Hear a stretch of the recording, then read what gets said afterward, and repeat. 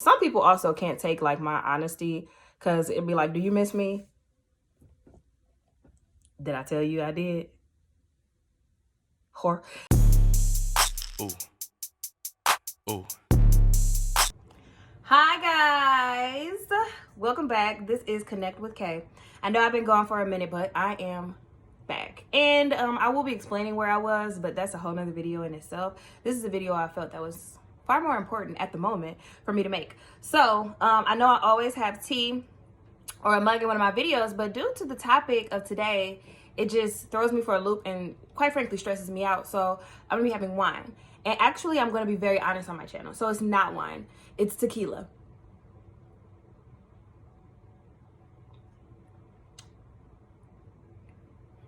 Ooh, that is in there for color, because that is, ooh, okay, all right. But anyways, today the topic is dating in your 20s. So for those who don't know, I'm currently 25 years old, 25, 25, you know, whichever one just rolls off the tongue better for you. But that's what I'm going to be talking about today. Honestly, I want to put this out there before I get too deeply in the video. I'm in no way an expert on relationships. You probably shouldn't take my advice as far as relationships, because to be honest, I'm not in a relationship. So what do I know? Nothing, literally. So today I'm just going to be talking about like my experience. I also went onto my social media and I put some questions on there just to kind of get people's input on like dating in your 20s, how that's either been for them, what they think about it, how and like how it's been going.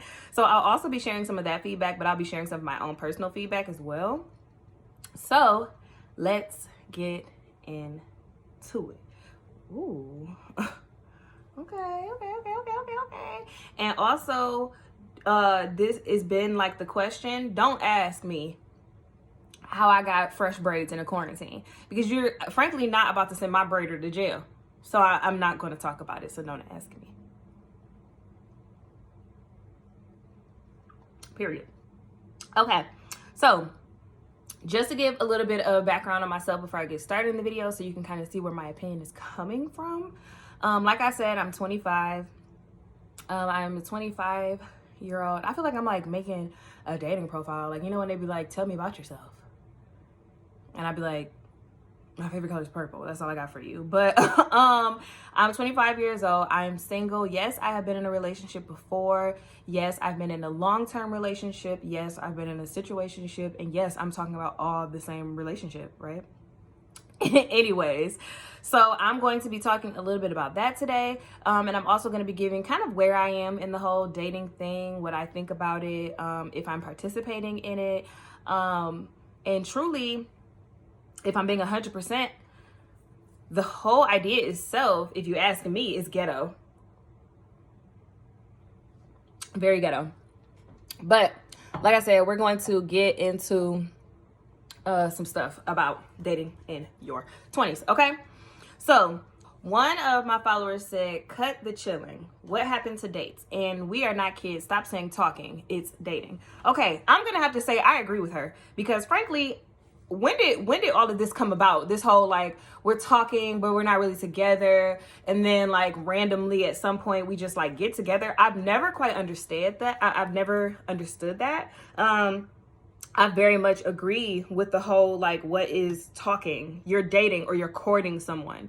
And I feel like so many people don't know what that is anymore, or aren't requiring that. So it's weird when you ask for that, or that's your expectation.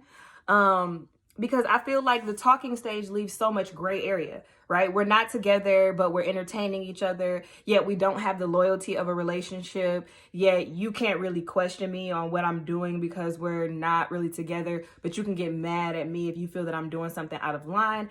I don't really like that. I don't really understand the rules of that. And I don't understand how do you clearly communicate what that's supposed to look like. But I mean, I feel like if that's your thing and that's something that you want to partake in, the whole like talking stage, or whatever that is, like shopping around where like you're talking to me, but you're talking to somebody else. For me,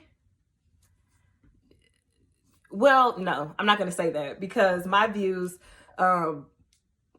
my views after dating in my 20s, well, with my experience of dating in my 20s, that has changed. I used to be one of those people, you know, if you're talking to me, you're talking to me and that's it. Whether I'm your girlfriend or not, you know, like if I like you, we're married. No, I'm just playing. I'm just playing. I'm just playing. But no, for me, it is a thing of like, you know, I don't like that whole blurred lines thing. I don't like the idea that we're talking, but we don't really follow the rules of being in a committed relationship. I once had a guy tell me that basically because we're in like the talking stages, they could talk to whoever they wanted to, and then they would stop talking to people once we got in a committed relationship. That whole thing confuses me because what evidence do I have that you would be good in a monogamous relationship when the whole time we were talking, you're talking to other people? So what would be the trigger for me to turn this into like a relationship and pursue you as like being my boyfriend if all you show me is that you have the capability of talking to other people while we're talking? That doesn't make any sense. It's just way too many blurred lines. It's way too confusing. And it's dumb, if you ask me. It's dumb. So I definitely agree with the whole, like, there is no talking stage. You're courting or you're pursuing me. But I feel like so many people in our generation don't want to participate in that because there's this fear that if I court someone or spend all this time on somebody or put all this effort into someone and then it doesn't work out, I've now wasted all that time or I've put all my energy into this person. But I feel like that's a double-edged sword because technically, and I'm speaking for myself, technically I would never know if I like you like that if you don't show me what you're all in. Like if you half-ass it, that 9 times out of 10 won't catch my eye and that won't get me interested in any type of long-term relationship or committed relationship with you. So I say all that to say, hashtag eliminate the talking stage. That's dumb. We're dating or we're courting. And when I mean that, I mean we're going on dates. And no, I do not mean you have to spend obscene amounts of money on me. And I don't mean that. Get creative. Especially if you're pursuing me, get creative because like money is not that impressive to me. I mean, I'm not going to tell y'all how much I make. But I mean, I am working and, I make my own money. So I don't really rely heavily or really at all at this point in my life on a man, to provide my income. And then also to provide my leisure either. I fund my own leisure as well. So for me, it's not a huge thing if you have like a bunch of money. That's not an acceptable way to attempt to woo me. That it's not going to work. So to be honest, do I find it fun to spend other people's money before my own?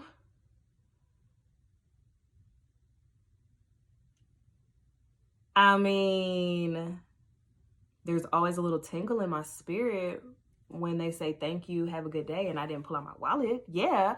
But like as far as that being the sole purpose as to why I'm talking to an individual, absolutely not.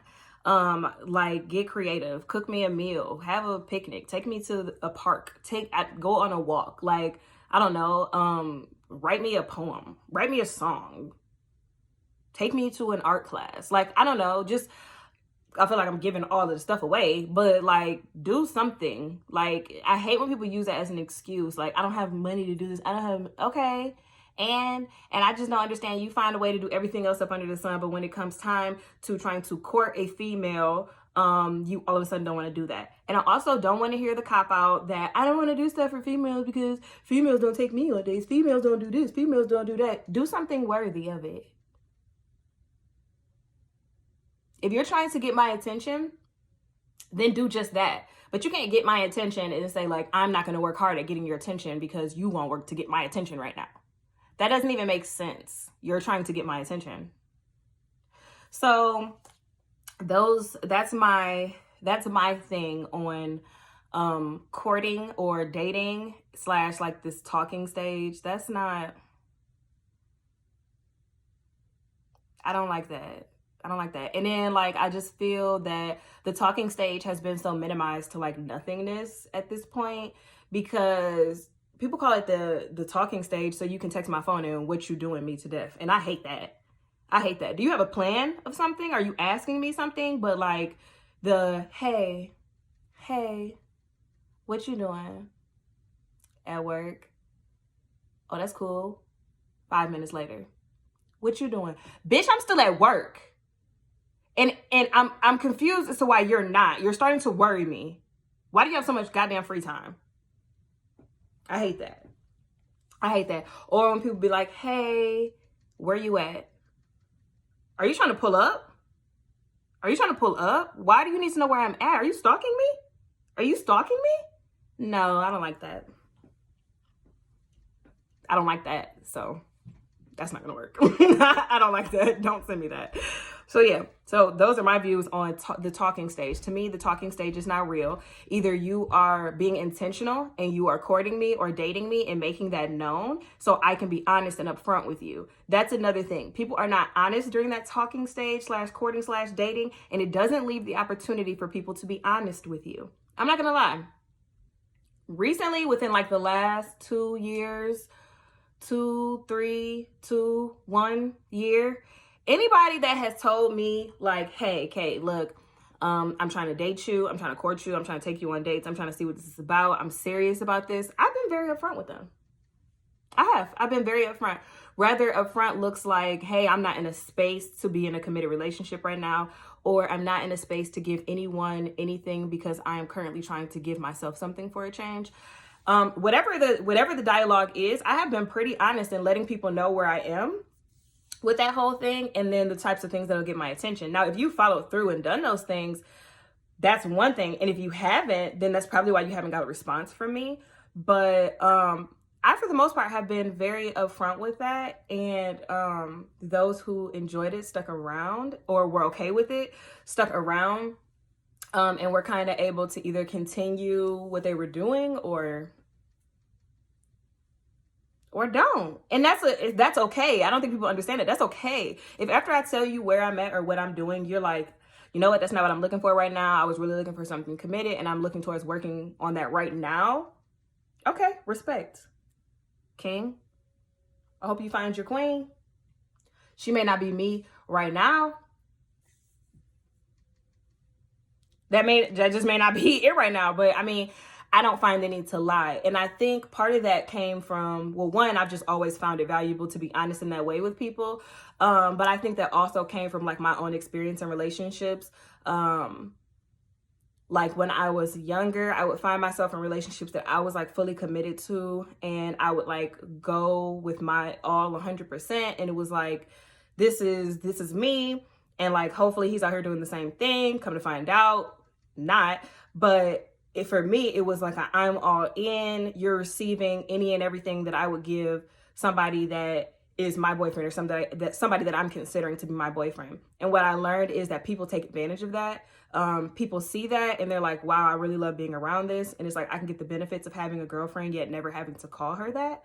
And I can kind of be out here and do whatever. And what I've seen is that people use that as a state of convenience. And what I mean by that is you get all of the characteristics, the treatment, and the behavior of somebody being your girlfriend, but also when they question your behavior, you get to say things like, well, we're not together, or I never said that, right? And so I don't enjoy that, didn't enjoy that, and so I refuse to put myself in that situation again. So that's why I say a lot of my views on dating or talking have really changed. Because if you would have caught me like 5 or 6 years ago, I would have told you like, yeah, I'm talking to so-and-so, right? The talking stage, because in my mind, I feel like the talking stage was like, we're married.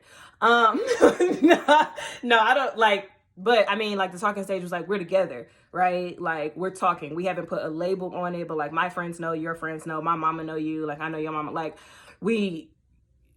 that's what we were doing, right? Because to me, those lines were blurred, but I quickly learned that that's not a thing. That can't be a thing unless it's clearly communicated. And even sometimes when you communicate what your intentions are and other people communicate what their intentions are, not everybody is honest in those intentions because they see an opportunity to take advantage of you. While it's unfortunate, it's one of the realities that I had to live through. So yeah, so that's that on like the whole talking stage / dating stage, which isn't real. It's not real. You're either courting or dating me, or we are in a committed monogamous relationship, period. Okay? So moving on to the next one. So communication and compromises was one of the things that was asked about on my Instagram.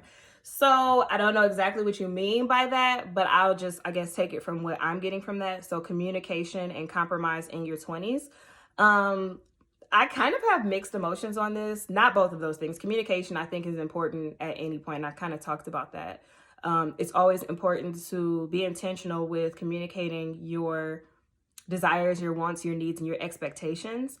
I think especially communicating your expectations, right? Because I think that even I've been guilty of this also, but I think what a lot of us do is we don't communicate what our expectations are from another person. And when they fail to meet those expectations, we silently hold them accountable and we begin to respond off of the expectations that we had of them, but never communicated, right?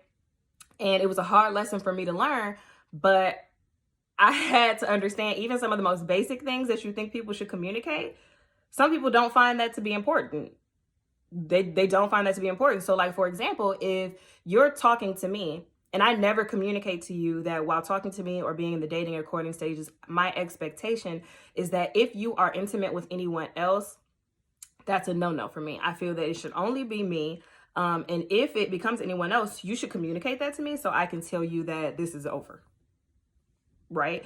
But you cannot assume that that's what everybody sees or knows the talking stage to be, right? So that level of communication is very important. And if you don't take it, it technically, while it seems like logical, it actually becomes very unfair for you to hold that person to that expectation. And then when they fall below that line of expectation or they don't meet that expectation, to then treat them as such. And you have not communicated that that was your expectation and that they have failed to meet your expectation. So that is my take on communication. Now, as far as compromise, Compromise? What is compromising? Compromising for what? Compromising for what reason? To compromise? For what? To compromise. What is compromise? If a man came into your life, wouldn't you want to compromise? Stupid. My views on compromise within the last year and a half have definitely changed. I'm telling y'all, like, I used to be like really young and dumb. Like, you are so dumb. You are really dumb.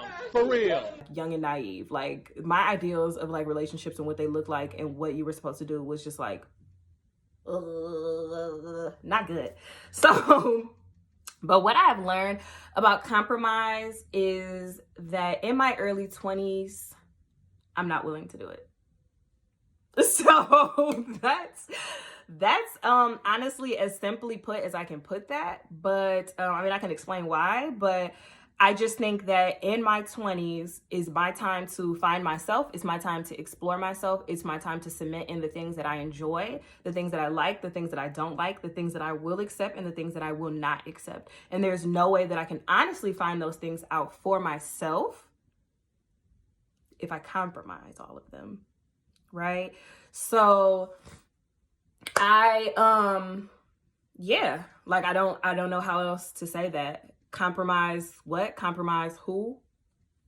Compromise because I feel like you don't learn how to stand up for the things that you truly want or don't want in a relationship when you compromise all of them for the wants of somebody else's. I feel like most of the relationship then becomes about compromising for them. And I can only, again, I'm no relationship expert, but I can only speak for myself, and I'm speaking about like my own personality traits.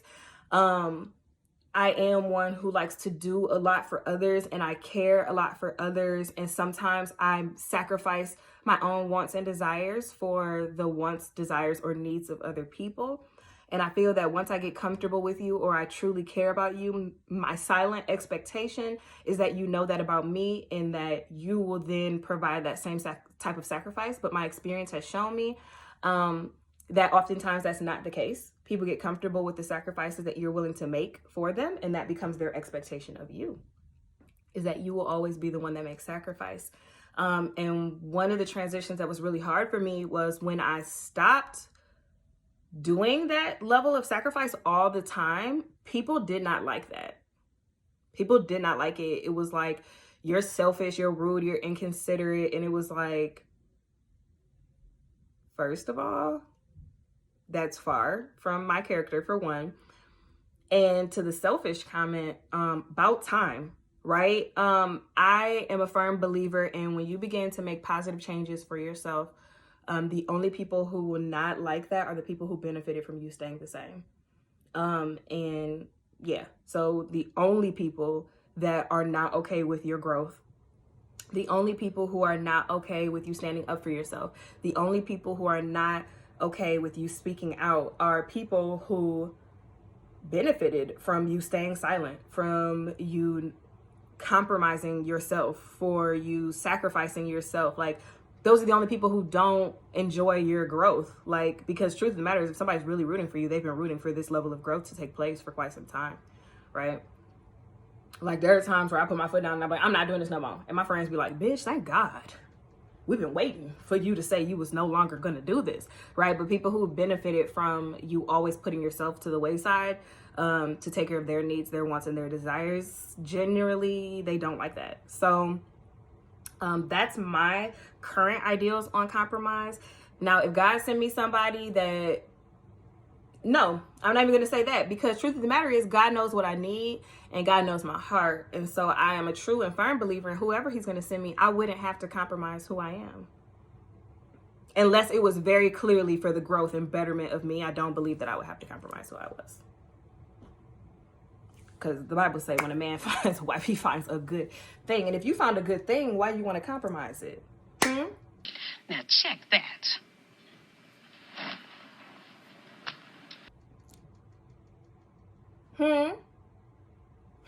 All right, because you wouldn't.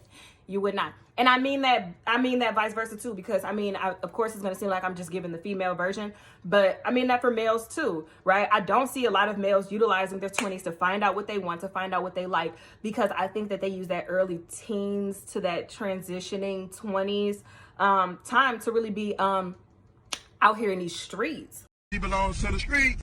Right? Doing whatever and doing it to whoever. And I think they'd be like, oh, that's just boys being boys. That's just a young man, blah, blah, blah, blah, blah. No, that's childish. That is childish. Yeah. That's childish. That's really childish. Like, that's childish. Because I be finding a hard time. Like, I understand everybody grows and everybody matures, but I really be having a hard time with that. Like, I was so young and I was out here in these streets and I'm so sorry that I did this. Okay, I was young too. And anybody who knows me from like when I was younger, like 19, 20, 21, anybody, rather it be people who just like knew of me, or my like close friends, I was never out here, like never. But that was a choice. That was a choice. I had no desire to ever just be out here in these streets. Could I have? Yes, I had. Oh, did I have access? Oh, yes, sir. Yes, I did. But that wasn't me. So like that was a choice. It was a choice for me to acknowledge the feelings and respect the feelings of other people, and to know that like your actions do matter. The things that you do can impact and affect people, and not just for the moment, it can impact them long term. And so it was just never my MO to be out here in these, streets. And honestly, anybody from like undergrad or my grad school, like if you thought we was talking, you're wrong. Talking to who? You weren't talking to me. You weren't. Especially in my grad program, I was talking to God, so I didn't kill myself. I'm trying to tell y'all, getting my master's was a rough time. That was a time that like anybody who tried to date me during that time, there was no dating me during that time. I was trying to date my mental health. That's what I was trying to do. I was trying to think back to a date where my mental health was stable during my master's program. Why would I hold that glass like that? Okay, moving on to the next one. So dating in your 20s. It's ghetto, point blank, period. To that I'll toast. Because yes, it is. It's very ghetto. But I think we've made it ghetto though. So I'm gonna say that too. I think we've made it ghetto. I ain't gonna lie. Like, we make it ghetto. We don't say what we mean. We don't communicate what we're thinking. We don't go for what we want. And we shortchange and shortcut ourselves, and we make excuses. We make excuses. And there's something, I'm actually going to reference it later in this video, but very recently somebody just tagged me because they knew I was doing this video, tagged me in, it was like this post on Twitter that was like, I think it was somebody's blog post, and I promise I'm going to give credit to them and everything when I, find out what it was and everything. But it was talking about like a bunch of different reasons why I'm dating millennials, it's not working, or we're not doing it right. And I'm not going to lie, a lot of those reasons, I was like, those are spot on. Because that's a lot of stuff that like we continue to struggle with. And I'm not gonna lie, dating in these times I think has gotten a little bit different, because people are always like, well, why can't I have a relationship like my grandparents did? Or why aren't ladies like they were when your grandparents did? And I'm gonna speak also for like my great grandma, because I can't speak for my grandma, that wouldn't be true. Women are out here on their shit. So like, I'm not getting in a relationship with a man because I have some financial need. I'm not a fucking piece of a cattle, a cow, a chicken. You're not going to trade me. You're not going to barter me for goods. That's not a thing. So if I choose to be in a relationship with a male, or I choose to interact with a male, be in a relationship, or whatever the case may be, it is simply genuinely because I want to. It has nothing to do with need. I don't need to do that. I don't need to do that, right? And I think a lot of times, going back to the compromise thing, a lot of times back then, people, females in particular, were compromising themselves very heavily because, to be honest, they didn't have much to offer except for if they could cook, if they could clean, if they knew how to, I don't know, milk a cow, have a baby. I don't even know what they were doing. Like, mine coal, like,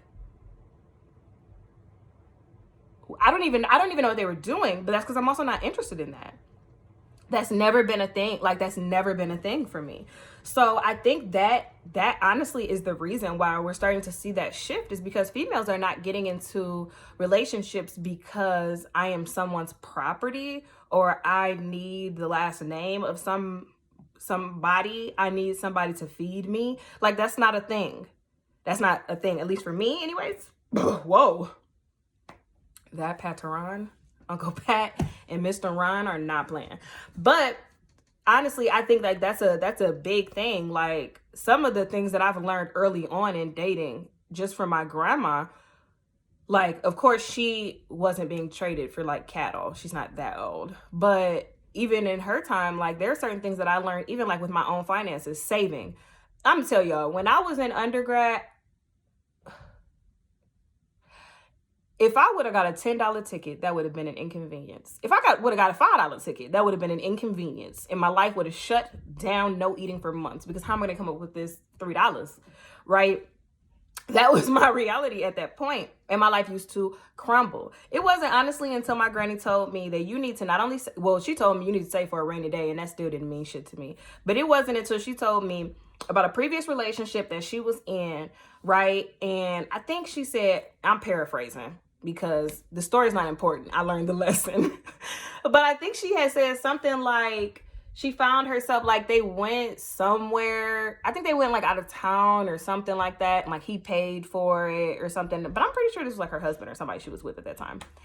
And she didn't have a job. And like, he paid for it. And he pissed her off or made her mad or did something. And she realized she couldn't leave.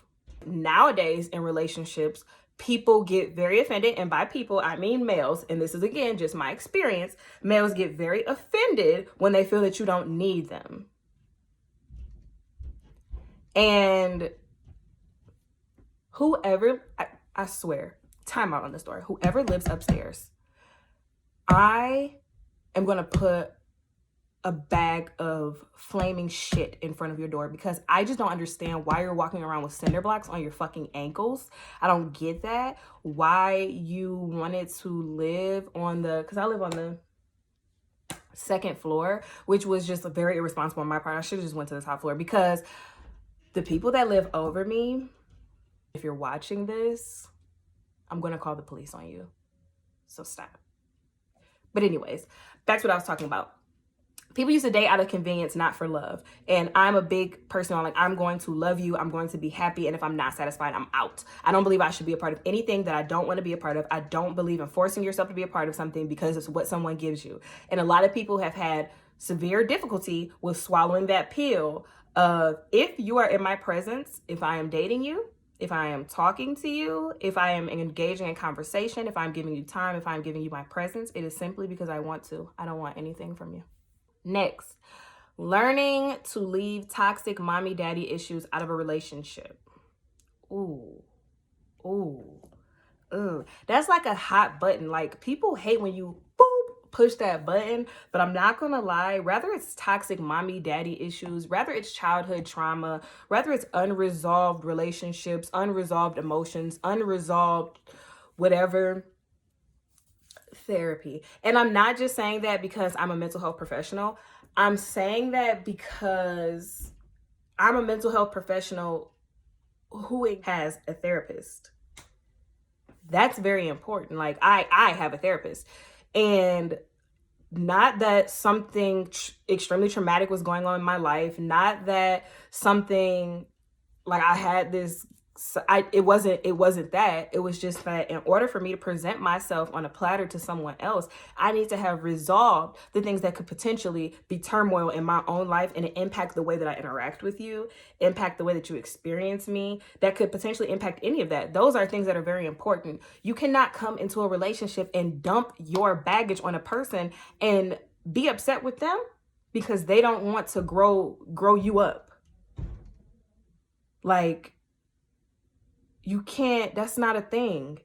That's not fair. That is not fair to enter into unions and to enter into relationships with unresolved trauma, unresolved baggage, unresolved, and just expect that people have to deal with that. For everybody, it may not always be a therapist, right? It may not always be that that's the form of self-love, self-help, self-care that you have to engage in, but whatever it is, sweetheart, you need to find it. Because I know that if I've been working on myself and I'm doing the work to make sure that I am whole, you need to be doing the same thing. Because it's not fair if I present myself whole and you present in pieces. I don't like that. I don't like that. And I don't think it's fair, because we spend a great deal of the relationship me mending you, me repairing you, and you don't have the strength to do the same for me. So that's not fair. That's not fair. So yes, go get help, because then what you find is childlike 30s. People in their 30s behaving like they're in their early adolescence, 20 years. Like, that's not cute. That's not cute. That's not cute. And for all those people who are like, oh, I'm about to run the streets and do all this stuff in my 20s and then I'm going to settle down in my 30s. Please, your resume says otherwise. Chill. Relax. Because if you approach me, what I'm going to tell you, you belong to the streets. Because you do. That's where you've been for the last 10 years. If you approach me at 30 years old talking about...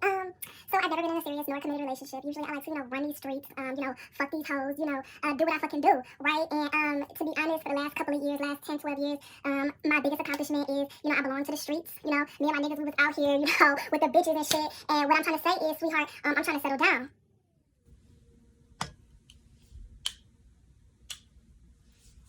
Your application is denied.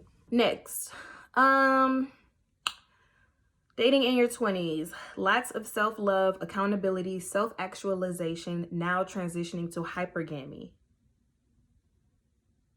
So I'm not gonna lie, I had to look that up, because my vocabulary is extensive, but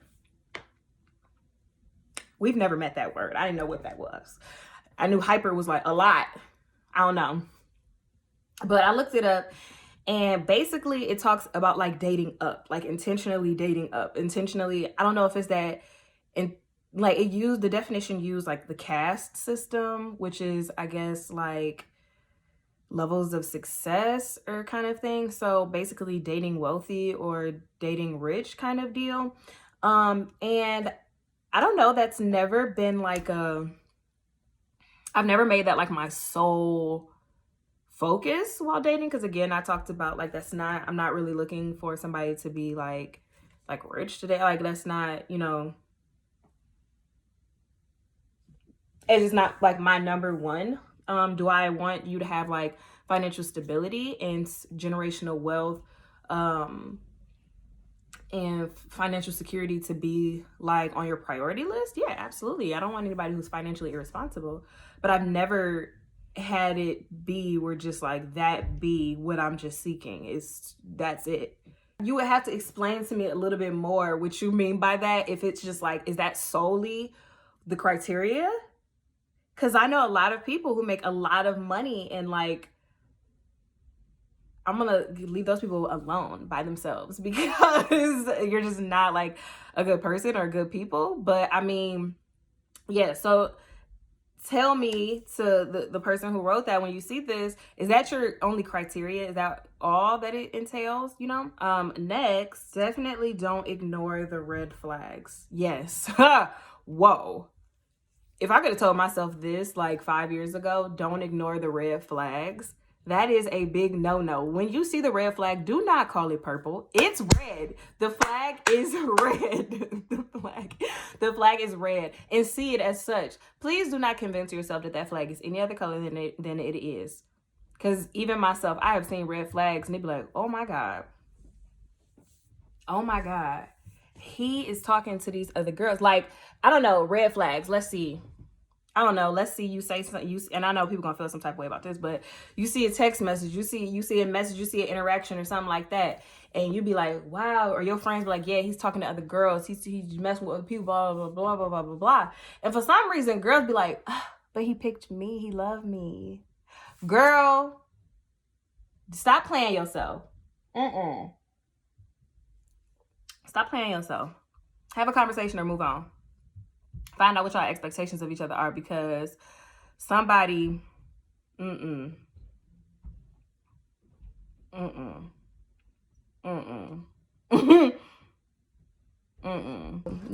I'm going to that post that I was telling you guys about. And like I said, I'm going to give credit to Andrea Wesley.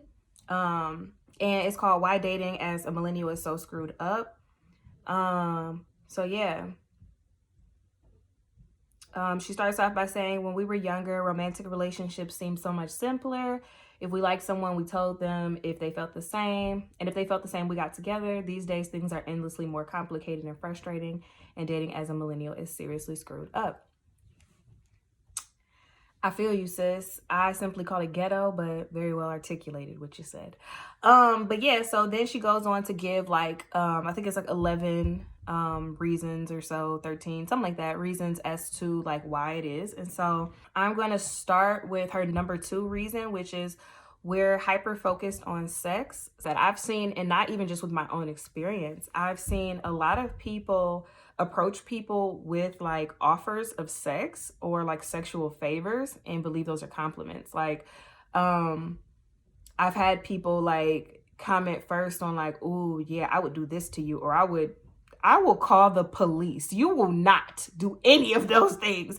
But like, people start off with those things. And sometimes if you don't respond like, ooh, yeah, put your finger in my, like, I don't get it. But like, people quickly lose interest if you are not interested in sexual advances right away, or sexual favors. And so I do believe for millennials, we have gotten so used to being in a time where everything is so readily available.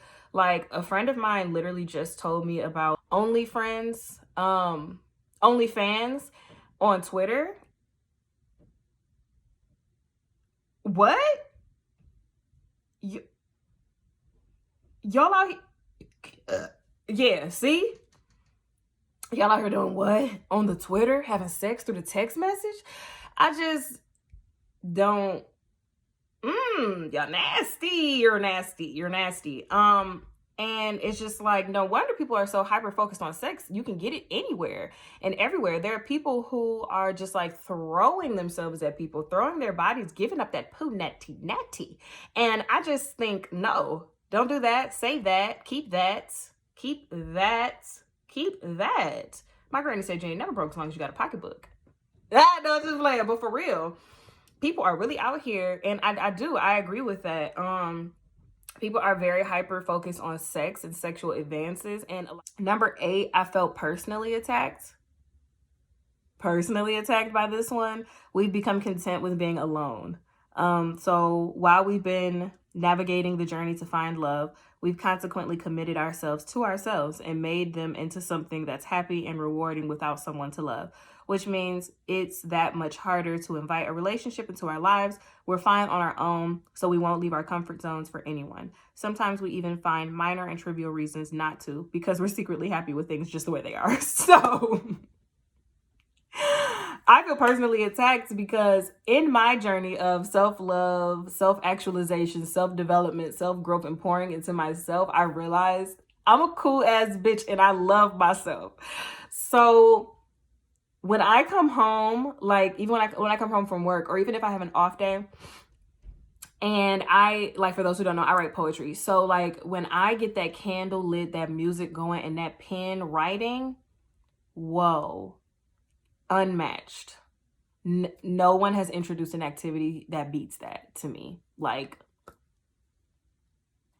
and if you're watching this and you thought you have, sorry, because you didn't. That is unmatched at this point in my life. And sometimes, I'm not going to lie, someone will reach out to me or contact me or like want to talk to me, like speaking about males, and the slightest inconvenience makes me feel like I don't even want to talk anymore. I wish we never engaged in this conversation, and I love myself more than I'll ever love you. And I know that sounds so terrible, but like I did, in that being okay with being by myself stage, I got really okay with being alone and not having to depend on anyone else to ensue. I don't even think that's the right word, but I'm going to use it, to ensue my happiness, or to like, I just didn't need anybody else to do that. So now when people are like, hey, I want to talk to you, hey, I want to do this, it's like, oh, the whole time, you know how like people be like, don't compare me to your ex, don't compare me. I'm not comparing you to my ex, I'm comparing you to my alone time. So like if you get me out the house and I'm like, oh my God, I wish I was back at home watching Netflix because I hate this, being here with you, that's not good. You have to introduce something to me that's more fun than just like being by myself. But yeah, I think another part of that comes from kind of what I was talking about earlier, that whole like not needing a person versus wanting a person. And I think a lot of the relationships now anyways that I engage in is because I genuinely want you here, which to me always was better. I don't need you, I want to. This is a choice, it's a conscious choice that I'm making to have you around. And I always thought I would always want somebody to choose to be around me rather than you are only around me because you need something from me, like, or you want something from me. Another one, we don't feel accountable for the pain we inflict on others. Ooh, ooh, ooh, ooh, ooh. Yes, absolutely. When we've hurt someone's feelings, we don't feel even the slightest bit inclined to apologize or make good on our wrongs.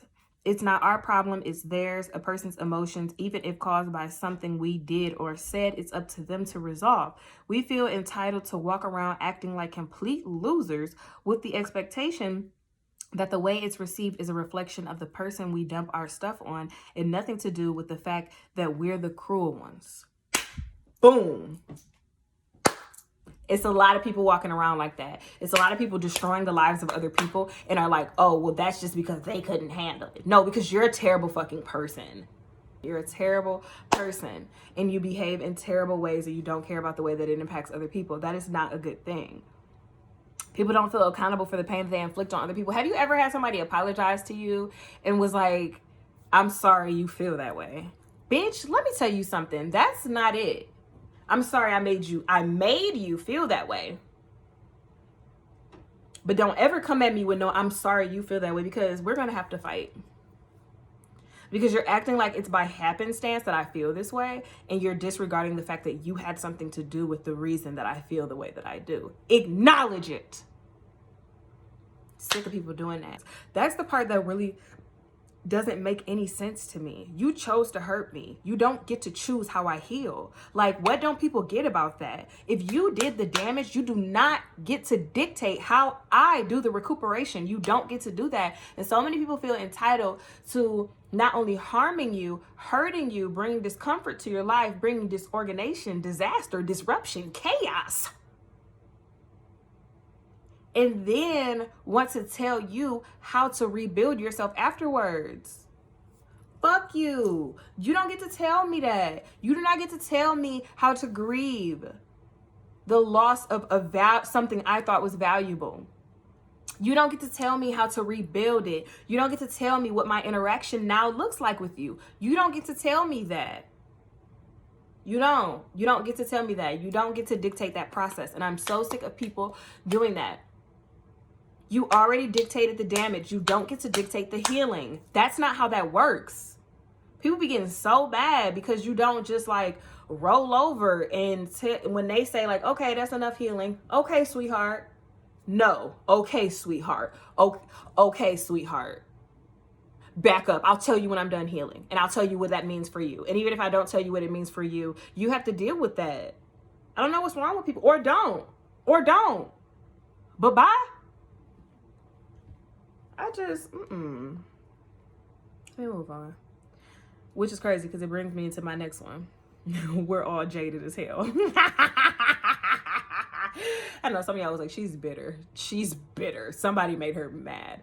But serious, like that's a serious thing for me. Like, I don't like that. I don't like that. I don't think that you should get to dictate people's pain and their healing at the same time. It's kind of confusing. Put your hand only in one pot. Contribute to my healing or contribute to my harm. But if you contribute to my harm, be ready for me to dismiss you. Okay? But to the last one, we're jaded as hell. Simply put, we're jaded. We're all upset about our past experiences, past relationships, and past things that we truly haven't fully healed from. Rather, we're lying to other people about it. So, I mean, I guess that's a great way to like close things out. The best advice I can give for dating in your 20s is be honest about what it is that you want. And if you don't know what you want, be honest about that. You are entitled not to know what you want. You don't have to fake or compromise what it is that you want because you're unsure and someone else is so sure. Do not allow someone to take advantage of your space and time to figure out who you are because you're too busy trying to be who they want. Overall, dating in your 20s is very ghetto. It's very ghetto, and I'm trying to find a way to unsubscribe to this email list, but I'm still in my 20s, so it's looking like there's really no getting away from it right now.